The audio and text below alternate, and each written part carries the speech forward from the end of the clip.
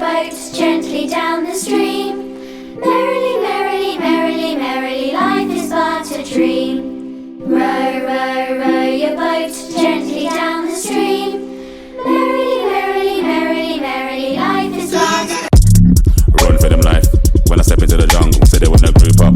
They better move up, never gonna win a Royal Rumble. But when I go, listen, yeah that.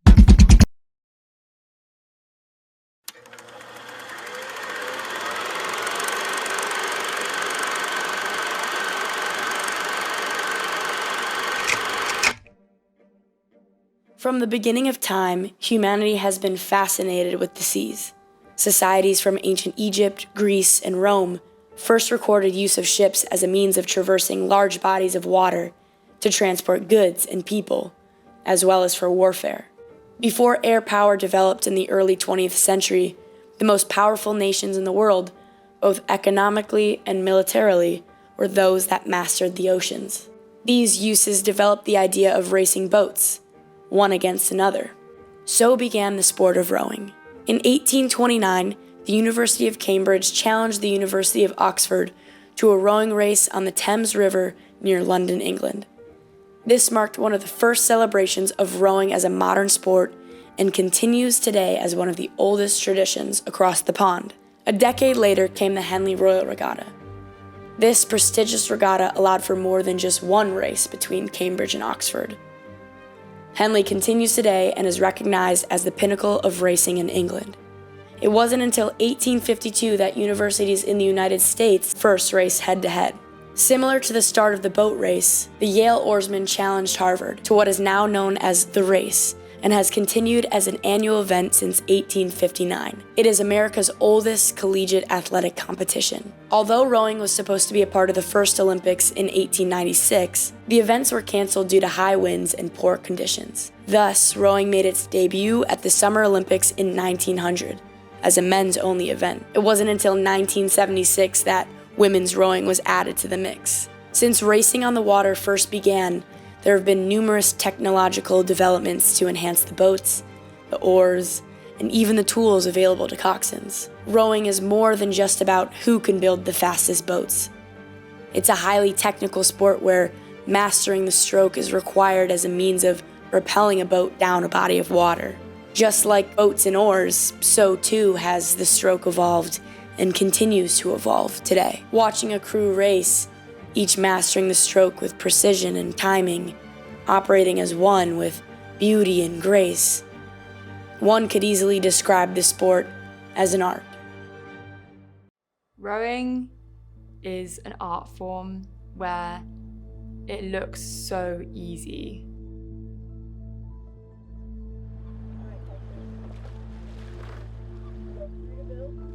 When you watch someone rowing in sync, it just looks effortless. But inside, there is so much going on inside our heads, and we're putting in so much effort. Every stroke in a race is painful, but from an outside eye, it just looks flawless. And that is art as much as anything else. Like music, so much time and effort goes into making that song that you don't see, and you listen to this perfect piece of well-recorded and fine-tuned art, but inside, it's something that's taken literal blood, sweat, and tears. And rowing is exactly the same.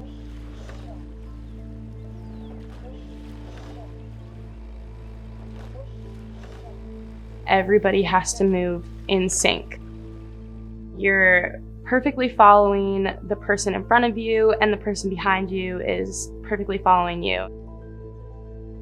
When you are totally moving in sync, and then also applying a bunch of power, that allows boat to take off. You can hear the boat pick up, and you can hear the water running underneath you. And the feeling is like nothing else, and it's very rare to find. And that is such a beautiful sight to see when everyone is completely in sync. You feel the bow kind of lift out of the water. Everything just feels timeless. Time just seems to stop when things are flowing. And that is something that every rower chases, and it's what traps us in this sport. When you find that feeling, you just want more and more of it. There's no race like NCAA's. This morning, we will see the finals for the Division I 4s, second 8s, and first 8s, and crown the overall team champion. If you're new here, let's give you a rundown. The NCAA Championship runs a 2,000-meter course, approximately 1.25 miles long. It's divided into 6 lanes across. Once boats are aligned and the starter says, "Attention, go," the race begins and the first boat to cross the line wins. The NCAA Championship is a progression that takes place over the course of 3 days. Day 1 consists of heats, Day 2 semifinals, and Day 3 finals. There are 3 different events the races are comprised of: the first Varsity 8, the second Varsity 8, and the Varsity 4. Each boat accumulates points based on how they finish. The first Varsity 8 scores the most points as it is the priority boat. The second Varsity 8 is the second priority boat, and the Varsity 4 is the third priority boat. In the event of a tiebreaker, the placing of the first 8 breaks the tie. In order for a boat to move and to move fast, everybody has to be on the same page, and a lot of that comes from the coxswain seat. All right, guys, 3 deep breaths in and out.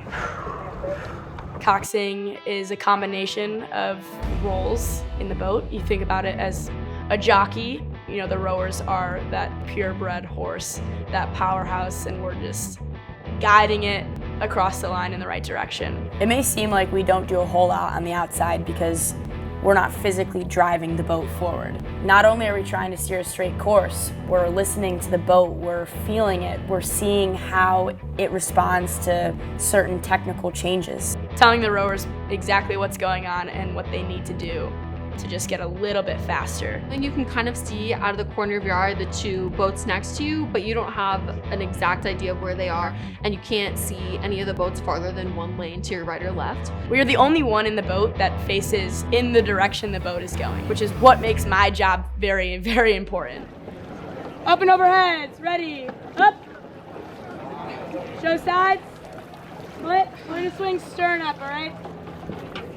While we are the only ones in the boat who can really ask for more, there definitely needs to be a balance between motivating and keeping them super calm and super relaxed. The most motivating thing you can hear in rowing is "we're moving." Balboa Cal, Faustina Brown, Lisa, that's you. Into fire. 1, 2, now. Legs, legs, legs. Sit up. Legs! We're moving!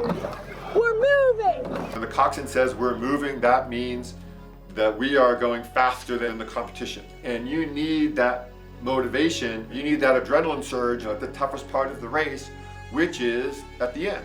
They kind of know what a rower's gonna think before they even think it. At the end of the day, when we shove off the dock, we're the ones in command. There's nobody out there telling us what to do or how to do it. It's our job to execute the race plan and get the boat across the line first. We're that voice inside their head, so telling them, hey, we can do this, it's gonna be so good, we're gonna be right in it, bring it on. In rowing, it's all about the preparation. We can't call timeout, there's no halftime, there's no substitutions during a race. It's all about the preparation, the day-to-day, and ingraining things into them day after day after day. We are literally preparing for May 29th, 1,000-meter mark. Here we are. First step at being great is don't be bad. What we do every day is the same. Like, we will always be taking the same strokes over and over again. Consistency is key. Really simple, but it's incredibly hard to get right and get it right together with everyone in the boat. It requires a lot of discipline and maturity. It's required over every stroke, and there's hundreds and thousands of strokes that you take over the course of any rowing practice or your career. It's kind of what you're gonna do within those 20 hours per week that really makes all the difference, and how your crew can come together in such a high intensity situation. It takes commitment and time to be successful. Attention! John! John! John! John! Short! So you have to show up for other people with your 110% every day. It's not just yourself, it's everyone in the boat, and everyone is relying on you, and it's really just on you to show up. There's as much mental preparation as there is physical preparation that goes into a race. You're just building yourself up to go into such a painful place that you know is coming. Like even at the halfway mark, you're like, okay, I know the hardest part is still to come. And you're not even done with the race yet. But it's easier because you're doing it with other people and you're doing it for other people. I think everybody can race 1,000 meters, but it's about who's tough, who's focused all the way to 2,000 meters. You have to be able to tolerate a lot of pain and a lot of negative emotions telling you that you cannot do it. It's really just how you're going to react to the situation and how hard you're willing to push yourself to go faster than the boat next to you when everyone's exhausted and everyone wants to give up. When it starts to hurt is really where the fun part is, because that's when it doesn't matter if the person in the lane next to you is stronger than you. It doesn't matter if they're fitter than you. If they're not willing to go where you're willing to go, then they're not going to beat you.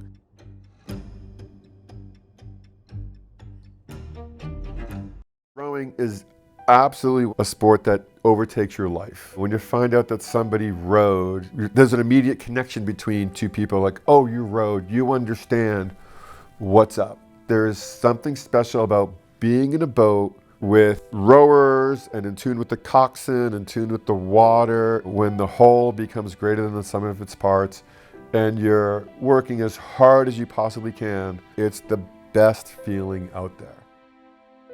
You know, maybe one of the last bastions of accountability is sport, where there is going to be a winner and a loser. Doing something that we thought was not possible earlier, but putting in the work and accomplishing that, that's a gift.